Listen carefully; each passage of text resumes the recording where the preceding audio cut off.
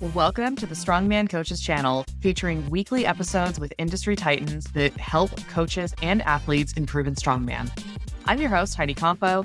Joining us today is Wayne Ayers-Creech. Hope I said that right. You can correct me in a second. And we are going to be talking about bridging the gap in research in strongman. Please remember to like and comment so we can get some anabolic dialogue going on this page. So Wayne, welcome. Let's kick this off with a few easy questions. Can you tell everybody who you are, how long you've been involved in strongman, and what gives you a unique or helpful perspective in the sport? Yeah, of course. Thanks for having me. My name is Wayne Ayers-Creech. You're close. A lot of people mess it up, so don't feel bad. I am a husband, first and foremost, and then friend, strength and conditioning coach, and a disabled Navy veteran. I guess what got me into strongman and how long I've been doing it is I've been doing it for about a decade.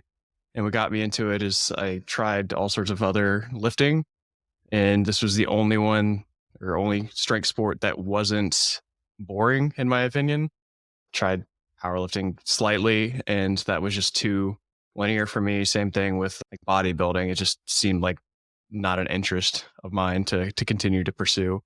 And I believe the unique perspective I have is that I just recently graduated with my master's in exercise science, where I am a research coordinator for a physique enhancement and performance lab and a team member in a muscle physiology lab. And I am going to be pursuing a PhD in the fall. Until then, I'm an adjunct. Well, I just got the offer letter and the acceptance letter for the adjunct position today. So this is kind of a nice little celebration. Well, congratulations. That is absolutely huge. That's really, truly congrats. Thank you. Pretty excited about that. Yeah, and you should be. And it's like, I'm processing everything you just said just now. And it's kind of funny how you said why you got into strongman. And I feel like that's the same reason for so many athletes, is it's like the only sport that you could really do a lot with. And for those of you guys listening or watching, it's like my dog just decided to go crazy right now. So if you see me looking around like a crazy person, just ignore that. Like we said, it's strongman, attention spans. Yeah. So I love the history of how you got into the sport. So tell me a little bit about kind of the research side of things. We talked to Rick Howard last week, and today we're going to be diving a little bit more into kind of the research behind strongman and just kind of talking about maybe bridging that gap a little bit more. Yeah. And so just to clarify that the two labs that I work in surprisingly don't, not to their discredit or anything, it's just their focus is other places, but the strongman area that it's a personal interest of mine and not really interest of my lab group, but I do kind of tailor the physique enhancement aspect related to the lab that I work in and the muscle physiology lab that I work in to kind of help benefit myself and, as a coach, the athletes that I work with.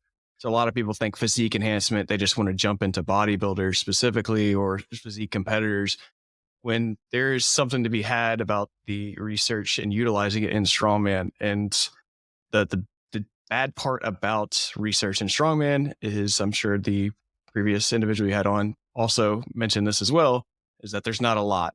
I mean, you've got maybe 4 individuals who have done any sort of substantial research on it. And that's like Windward. I think he is out of New Zealand again and then Hindle, he's out of New Zealand. And then Wolf is also out of Australia.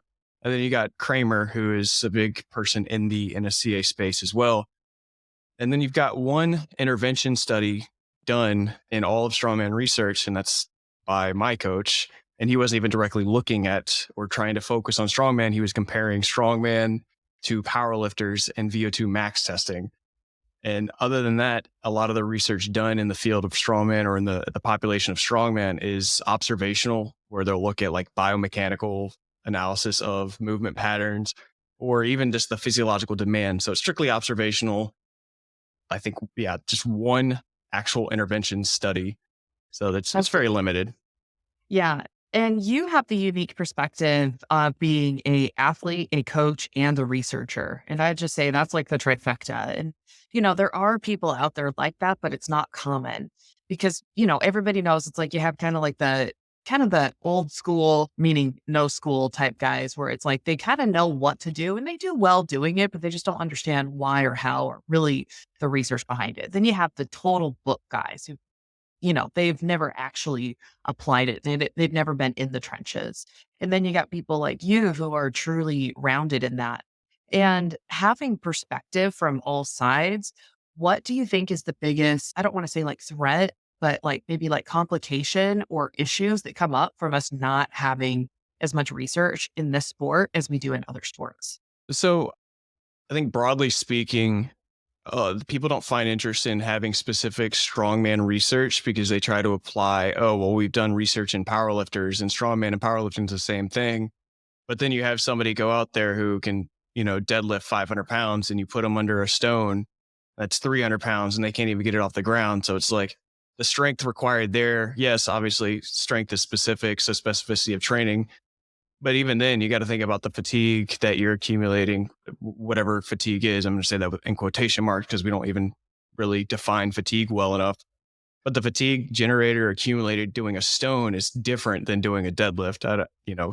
People could argue that with me, but I'm going to say, okay, well, let's have you train some stones, let's have you train some deadlifts, and then tell me which one makes you a little bit more tired. And so I don't think we can actually truly apply strongman research or powerlifting research to strongman competitors. Like the physiology is not going to be different. It's just the demands of the sport are what's different. The musculature involved, the movements, where powerlifting is, I'm going to lift this thing 3 times, for each lift, squat, bench, deadlift. So 9 total lifts, where strongman, you're actually, okay, well, we have a medley event. Well, in another competition, this medley event could be a max event or stone load or a toss or something like that. So there's just a lot of variability in the demands of strongman, which could be another reason why we don't have a lot of research in general. How well read are you on that study that you mentioned earlier about the VO2 max conversion? I can tell you a little bit about the specifics of it. I don't have it memorized. I remember the cliff notes and the key points. Dr. Pack would obviously be the individual to talk to about that, but I mean, That's he good has, one here. yeah. He's a Greek guy out of James Steele's, formerly out of James Steele's. He just PhD under James Steele in Solent in Southampton. Very good guy, very interesting. But yeah, for that one, unsurprisingly to me, but surprising to a lot of people, the VO2 max for strongman athletes is actually lower than the normal population. Could be just the mass to oxygen exchange ratio is, kind of, how would I say this? It is a little insufficient, I suppose. The size of most strongman competitors that are in these studies are not representative of what happens realistically in most practice. Because a lot of people think that most strongmen are like what you see on World's Strongest Men, which there are some of those guys, and those are the ones who are usually in research is those guys. But that's not actually a direct reflection of what strongman looks like as a sport. So what kind of strongmen were they looking at in this? Because you're right. That brings us back full circle to that's the challenge in strongman research, is because it is such a broad sport. But it's just like, you think about like golf or basketball. It's like, yeah, you have your pros and then you have your guys who just play on the weekend. Because that does surprise me. I would actually, because it's like, well, what's also our normal population? Because our normal population's obese. Yeah. I mean, that's also, I would say it's dependent on the area of like the nationality, but even then the overall gain of weight is just increasing over every country. So it's not just limited to the United States anymore. Like you see obesity rates going up in every country at this point. But for that study specifically, they were, I don't remember the exact weight, but I know they were greater than your 240 guys. So they were like, I think they were out of Estonia. I want to say, I don't know if I'm saying Estonia because of Martin's Licis or something like that, but they were definitely the northwestern European, very high level competitors. They weren't just like your USS, your, strongman core. They weren't your normal guys like that. They were the guys who were going and competing in like World's Strongest Man or like Europe's Strongest Man or anything like that. And then what was the normal population that they were compared to? So they compared them to powerlifters, and I believe they were similarly matching weight. And then they had some participants come in who were also just probably college aged, similar age to those individuals, and compared them that way. I'd have to pull up the study to remember 100%. Yeah. And that actually is really interesting and that's surprising. So that is something that I think all of us as coaches should really think about and take into consideration, because depending on who you are coaching, you need to understand their goals, because some people do have goals of competing at that highest level. And then they go out and they hire Chad Coy and they kick ass. But I'd say the majority of coaches are working with strongman athletes that are not, Kevin Ferris or Brian Shaw. And so for that kind of more average strongman population, I think that we would greatly benefit from research of kind of like your average, kind of mid-range strongman competitors. These are the ones who are like, maybe they're qualifying for nationals, maybe they're not winning, but they're high performing, but they're local. It's like your recreational athletes. They're not pros, but they take it seriously. What do you think would be required for researchers to start doing research for strongman for that specific population? Obviously, money. That's the biggest limitation. All of the exercise, exphys research is, unless it's impacting the world, to be honest, nobody cares. And so we're not going to get any sort of grants from like the NIH or anything like that. I mean, unless we could tailor strongman training to be just the solution to the obesity epidemic or endemic, whatever you want to refer to it as, or if it could impact public health in a bigger space.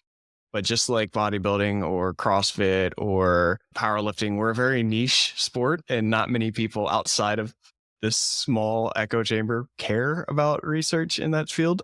But I think the most beneficial thing we could do to help increase our chances for research to be, or people to get interested in a research, is to have more people participate in the sport. So that's step one, is we don't have a big enough population to then pull a sample size that directly reflects how strongman training should be conducted, or evidence-based policies to be utilized in coaching. That was like a little bit profound because it's like you hear it again. It's, you have your academic side and your boots on the ground side. And there's a lot of people who are the boots on the ground side saying, hey, we need to grow the sport. We need to grow the sport. And what I've always thought is people are like, hey, we want to grow the sport so that we can have more sponsorship opportunities and money and whatnot. But then when you talk about growing the sport, it becomes even greater. And then when we do start talking about public health, like there's one thing that I know for sure is a lot of people get into strongman because it's fun. A lot of people avoid exercise in general because it's not fun. So if we could start to bridge that gap, I think that we could see, like you said, we could start seeing some public health issues being addressed through the sport of strongman. And I think that a lot of strongman athletes are just going to have to separate, like psychologically separate the pros and the high level strongman from the average Joe's doing it. It's like a lot of people golf. Nope, they're not all Tiger Woods. A lot of people play basketball on the weekend at their local rec center. They're not Michael Jordan. And we do need to try and increase that population of average Joes doing strongman because it can actually help our population be healthier overall. Right. So any other research that you might be aware of that has been done showing just positive benefits from doing strongman type movements for your general pop? So I know they've tried to do research in military populations, which obviously having the military background has been interest to me, showing that it is beneficial compared to like traditional resistance training, and that it's more dynamic because it's putting you in. You think of, even if you look at the NSCA textbook, they teach you specific forms on how to do a squat, bench, deadlift, step up, lunges, etc. Well, when you comes to strongman training, all that stuff kind of goes out the window. And I think from me in a coaching perspective, just to, I guess, not really step away from the research side because that's always informing practice, but I want to expose people to a variety of movements that they may not be accustomed to, so that if they experience those movements or those positions in the real world, it's not a shock to the system. Does that actually do anything long term? I'm not certain, 100%, because uncertainty is kind of my favorite thing, but I'd rather do it and it do nothing but provide a potential benefit than not do it and definitely, increase your chances of doing harm. So like a lot of people argue, if you don't have a rigid core, stay straight back doing a deadlift, you're going to end up hurting your low back. But then you see people who are doing Jefferson curls or lifting up stones that are 400 pounds. And it's like, you're not going to have a straight back lifting a 400-pound stone off the ground. Obviously that's like a big number for big guys, but I can do a 350 stone, get it off the ground. And it's like, my back's not perfectly straight. It's just the tissue tolerance. So I think other than that, research wise about general population, it's same as a lot of other movement. If there is research, which I haven't seen a lot, but it's like, hey, being active is good. Yeah. Yeah. And at the end of the day, that's something we all know. So I know that there are some people who are getting into research and maybe interested in doing some kind of thesis related to strongman. Could you walk us through the process of maybe so for this is specifically speaking to the people who do want to do research in strongman. Could you walk us through the process of selecting research that would be the best for the population that's going to bridge the biggest gap that's going to be helpful for everybody and is something that like they can actually do. Like we're not trying to solve world problems, but we do want it to be realistic research. So, in my opinion, I think the biomechanical evaluation of strongman is kind of overplayed. Like we get it. Like we can I don't find biomechanics that interesting, to be honest with you. I see there's importance with efficiency and improving efficiency and movement based on a movement pattern. But I don't like just watching people lift a weight and then go, yep, you lifted the weight. This is the joint angles. So I think more intervention based stuff comparing. But then you gotta I might go down a rabbit hole with just research in general there. Let's do it. You have to like establish methods that, well, let me take a step back. First, you have to ask a question that's actually meaningful. And if you're not asking a question that's meaningful, then you need to replicate previous studies. Unfortunately, there's not a lot of, there's one intervention study. So to replicate, that would be kind of boring. So then you need to come up with a new idea, but then you have to consider, well, is this question novel enough? Do I have the tools to do it? Would I get a sample size that is large enough to actually find meaning in any sort of differences that I observe? And would those differences observed be reflective of just that population at which I pulled that sample size from? So for me, I guess, and like recommending people to get into the research aspect of it or wanting to do research on it, you would have to tie it back into, unfortunately or fortunately, back into that public health sphere. And I feel like the biggest research impact you can make, or even asking the questions that then could go and feed backwards or forwards into your own personal interests, would be to tie it to the public health. So then you'd have to be like, okay, is strongman better or strongman training better at reducing risk or injury outcomes compared to XYZ, whatever those would be, whatever. Or you could do it as something as, is strongman training or strongman modality training better at reducing pain or, helping in a rehabilitative sense compared to XYZ, whatever your comparisons are. I would always recommend having a control because that's the only true way you can find out if your intervention is beneficial. So it could be compared to doing nothing. Cool. That's great. If it's better than doing nothing, we see a benefit. Well, then you need to compare that to something else and doing nothing, because you always want to have a control. And that's an error we have a lot of times in research, is we think that not having, or like we can just be like, okay, well, this has obviously been shown to be better than control. Well, we're just now going to compare it to this other intervention omitting control. And it's like, you should always, it's good research practice to always have a control. Yeah, I'm thinking back to it was the NSCA National Convention in New Orleans. That would have been 2022. And I cannot remember his name, so don't come at me, but he was the Canadian gentleman who spoke on the very last day. And he said something that just really stuck with me. He was talking about just research in general. And he said it used to take so long for us to get research out there. And then he had a graph about how much research used to get published versus how much research is getting published now. And he's like, the point of research was previously was to build a brick so that we could build a house. So in this case, these bricks that we're building, so each research is a brick, we're building the house of improving strongman athletes, coaches, and lives in general. But he said somewhere along the way, we lost touch with building houses and we just started building bricks. And I was like, whoa, that is so good. So when we are talking about research, we do want to remember the end game. And I love that you tied it back to public health. And I know there's coaches out there who are really doing a great job of applying this. Robert Linkle's a great example. He does strongman with seniors. And his whole thing, I mean, this is like, again, it's somewhat anecdotal until we have that concrete research, but senior citizens are at risk of falling. They're at risk of low mobility. They need to be able to get down and up off the ground. They need to be able to transfer things. And you think about grandma just carrying around, basic garden things or a basket of yarn. It's like, that could be an equivalent of her carrying, a lightweight sandbag and transferring that and picking it up and down and moving with it.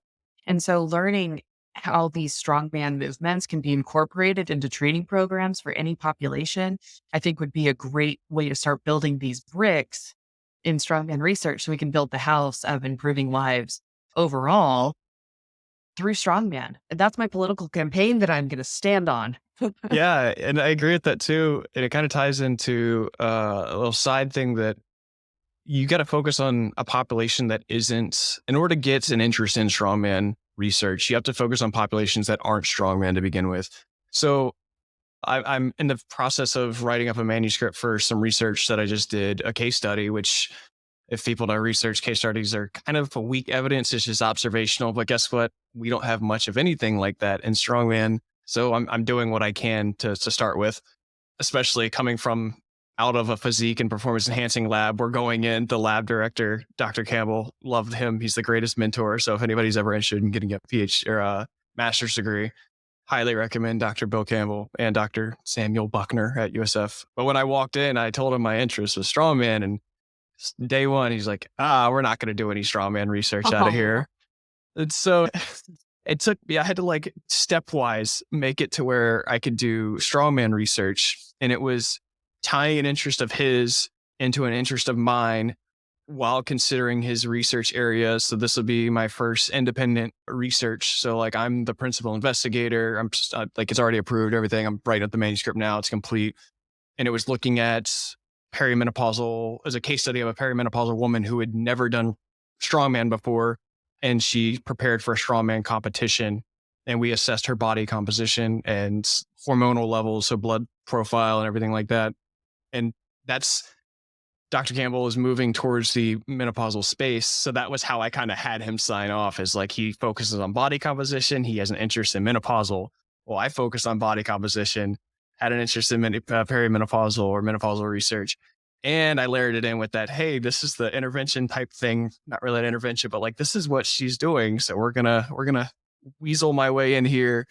So you got to make your population a population that people care about. Like, to be honest, most people don't really care about the healthy people. We care about the unhealthy people.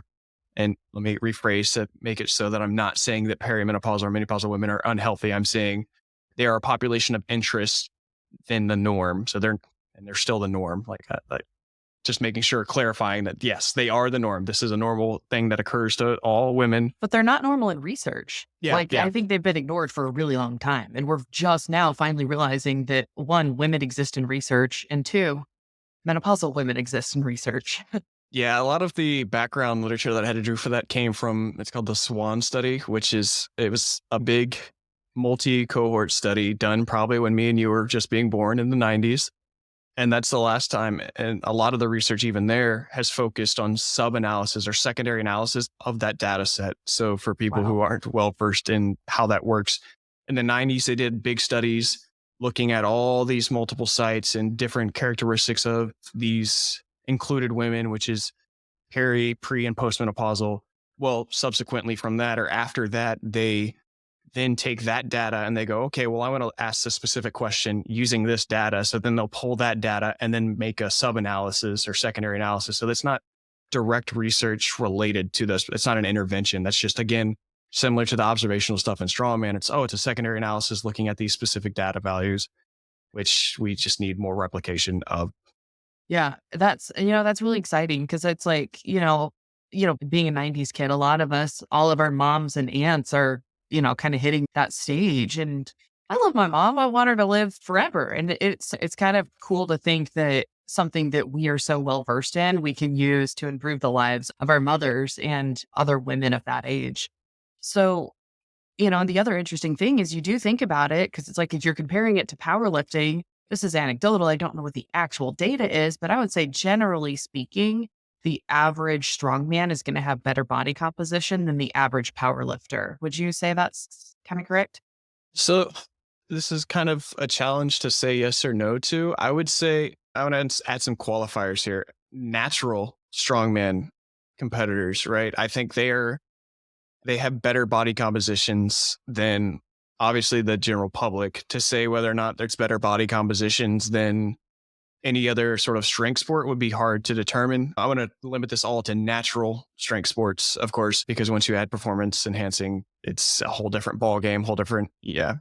With that being said, I believe that you cannot do yourself a disservice by being physically active in whatever regard that is. I obviously have a bias towards, hey, let's everybody do strongman because it's freaking cool to lift rocks. I'm just at the core of my soul. I'm just a rock lifter. I'm just a dumb rock lifter. I'm a caveman that way who just happens to go to school for my life for some reason.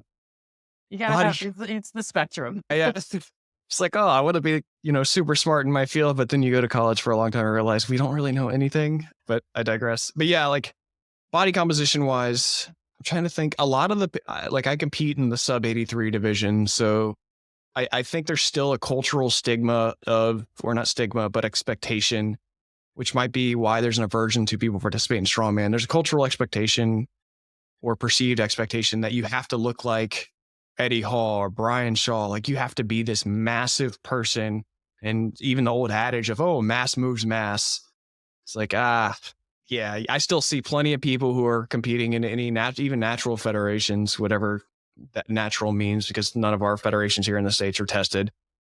But it's one of those things where a lot of these people just still, I need to be the biggest man I could be, which includes increasing adiposity up to 30+% body fat, et cetera, et cetera. Yeah, and then you get guys like Dimitar. Yeah. And it's so funny, like not a natural athlete, but it's like Rio Lovelace can probably beat most dudes bigger than her in strength, like any day of the week. Like, and she's not a big person. And, I would be interested in seeing even just some psychological studies, personality types helping, because it's like verbiage matters. And I've learned that over my years being a coach, a gym owner, a promoter. For me, I got into the sport in 2015. There wasn't a women's division. There was kind of getting in where we didn't have weight classes. So we just had, and my first competition was California's Strongest Man. There was open weight class. There wasn't really any attention given to the women at all. And I just didn't care. I was just like, oh, sweet. Yeah, I'm a strongman. This is very cool to me. And I loved it. But the more I've learned is I've had women tell me, they're like, hey, why is it called strongman? Am I allowed to do it? I'm like, yeah, of course you are. They're like, can we do strongman / strong woman or strongman with a parentheses? And so it's interesting to maybe even like researching the psychology behind what's going to get people into the sport and help grow the sport.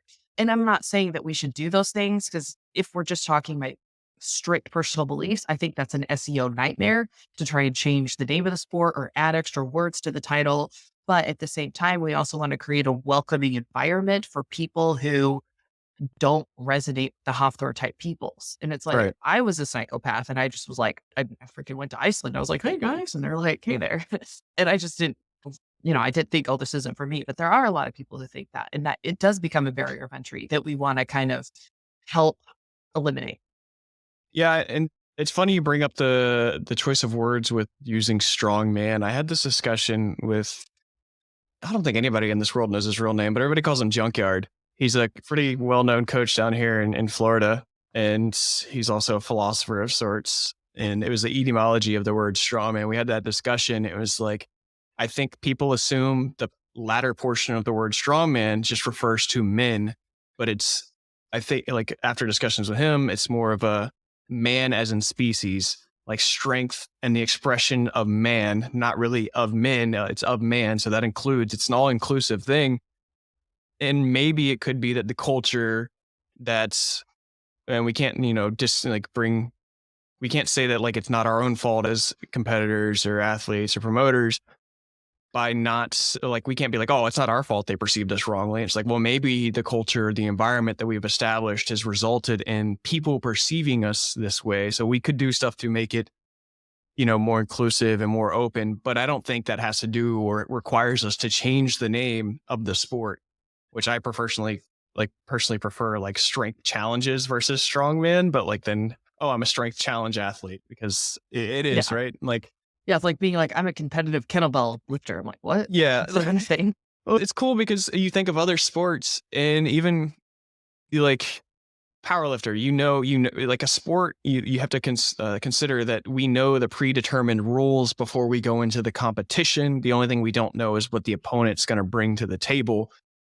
But in strongman, most of the times, and one of the key elements of strongman is there's always going to be a mystery event, and majority of the times you go, guess what? You don't know what that event is. You don't know, that to me, I don't think that really makes us, I'm going to make some people upset. Like, I don't think that makes us a sport. Like we don't know all the rules before we go in. We know some of the rules, but one of the key components of sport is that we know the rules or the constraints of the game before we go in. And sometimes we don't even know the constraints or the competition or the event that we're doing until the day of, or maybe like 2 weeks before, depending on the promoter. And even still, there's not predetermined rules for every competition within the sport. Like we talked about earlier, you can go in and one event could be a max stone lift. Then, go into another competition, it could be a medley with stones. You can go into another competition to be a stone carry. So I don't know. That's why I like strength challenges better than strong man, but I don't also see myself getting rid of the title of, or identifying as, I am a strongman competitor or strongman athlete. Yeah, it's like you just got to adapt. Wait, tell me, what was one of your favorite coaching moments in strongman? Let's see. I think my favorite coaching moment is outside of competitions themselves. It's actually I talk about this with people all the time, is that I love it when because I'm always an advocate. Every single person that I meet, I'm like, hey, you should try strongman. You should try strongman. I have one woman or one lady at school who she would be I think she would dominate her weight class if she were to ever try it, because she's an ollie lifter and a very strong ollie lifter too. Like she puts most power lifters to shame with like squats and stuff like that. And I'm like, you should just try strongman. One day I'll convince her. But outside of competitions are my favorite times, is when I finally convince somebody to try strongman and they always have these reservations like, I can't do that, or like, I'm too small to do that. Because, for example, I think my favorite one recently was a friend of mine who's in my lab as well. Her name's Gretchen. She's like 100 pounds soaking wet. She's like 5'2". And she's like, oh, I can't pull a truck. So then we put the harness on her for pulling the truck, and she just pulls it. And it went from I can't pull a truck to I pulled a truck. And just moments like those are awesome to me. I love those. Those are my favorite times. So empowering. I've seen that before too. It's so much fun when you see people, like it just changes their life perspective and their opinion of themselves. Their confidence like goes skyrocketing, and it's such a good coaching feeling. And I don't understand. Well, I don't know. Maybe it's just because that's one of the hallmark strongman things is pulling a truck or something, but everybody's just always, I want to pull a truck. And it's like, okay, we have all these other cool pieces of equipment here, and you just want to pull my Toyota. Like, once it starts rolling, don't tell them that. Yeah. Wayne, thank you so much for coming on today. This has been a fabulous talk. I hope you guys catch us all next week. Thank you. Thank you for having me.